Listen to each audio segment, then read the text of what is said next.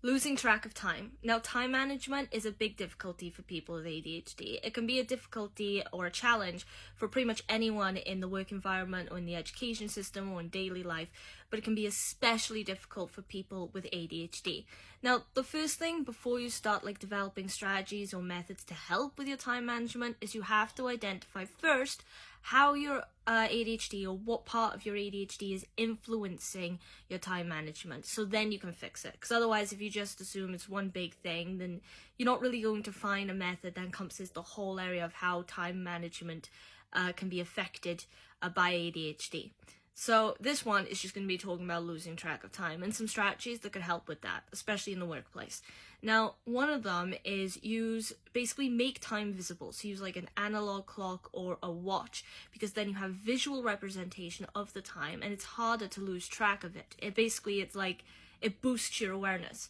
Now, for me, often when there's places I need to be, or if I'm waiting to start something or to get involved in something, say if I were to turn up early for a lecture before or for an appointment, then I keep my phone on me, and I just I've worked it into becoming a sort of habit to just press the screen on my phone so it lights up and it shows me the time. And then I know exactly what time it is, and I'm aware, right, this is the time, this is how long I have until I do that. I know roughly what to do. Now, I can often get really distracted and lose track of time, especially when I'm in a conversation with someone, especially if it's a really entertaining or relaxing conversation with someone, because I'm having a good time and I'm not really focusing on anything else. So it's very, very easy for me sometimes to think, right, I gotta go do this at this time, and then time will be ticking away and I'll have no idea how much time has passed. There's been moments when I've had conversations with people and it feels like 5 minutes or 10 minutes and it's been an hour. So that's why it's important to try visualizing time, to make it visible to you, so then you can just watch as time ticks by. Not the whole time, don't keep your eyes fixed on a clock or anything like that. Just perhaps make it a habit of checking regularly. So a watch is a really good idea, because you can wear it every day and it's just on your wrist, and all you need to do is you pull it up, you check, done. So there's that one. But the next one is using alarms. Now, everybody uses alarms for things, right? For cooking, for when they wake up, for when they need to leave or go somewhere. But if you struggle with losing track of time and you have ADHD, then it's really good to just use alarms really, really regularly, even on your computer or on your phone. Again, not just for things like waking up, or if you have a time that you want to go to bed by, or if you're cooking something, but for everything that you have decided to do, even if it's something you personally have planned to do. For instance, say if you you go out with friends sometimes around your street, right? And you said to your friends, right, meet up at 4 o'clock. Then put an alarm on your phone for 4 o'clock so you know it's that time.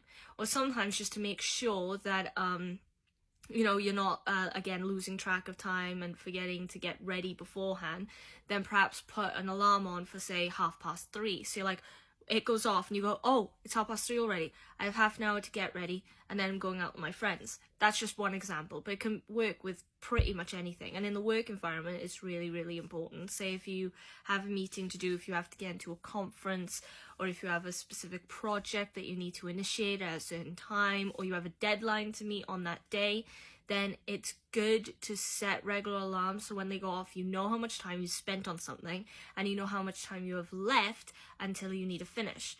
So that's one thing. Of course, that works best for things going on in a singular day, not all together throughout weeks. You can use calendars and other sorts of alarms for that if you want to, but in this case it's just good for even immediate projects, so you're getting done in one day. So those are just two strategies. Again, it really depends on individually what works for you and what you notice really boosts your awareness of your time management, or really keeps you set to a certain schedule so you don't forget things or you stay on top of things. But that's just two major ones that I've seen put in practice by people before, and I use alarms all the time. My brother uses alarms all the time, again, even for things like when he wants to play a video game or something at a certain time of day, then he'll do that, because it sounds like it could perhaps get a bit too restrictive, but again, that's what I mean by it depends on you. Some people really like having a strict schedule of getting things done. They feel really productive by the end of the day. And other people like to leave things to be more flexible because they're more of a go with the flow person. Now, if you have ADHD, that's the same thing. It's common for people with ADHD and autism to prefer schedules because, you know, they have something they can stick to and they can predict. But again, personality comes into it as well, because you're not just your disorder or your neurological disability of any kind. You're not just that. You're not just the condition. You know, you are a person with like your own personality, your own interests, your own ambitions, you know, and so on and so forth. So there's a lot more coming into it from personality than just the condition itself. So anyway, that's all I want to say in this video.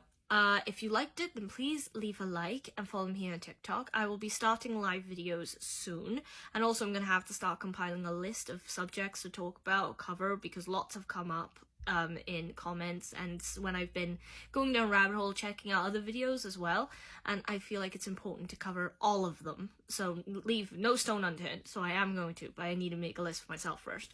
Anyway, if you have any thoughts or opinions or questions or requests for future videos, please put that in the comment section. Otherwise, subscribe to the YouTube channel if you're interested, and repost the video because motivation and awareness.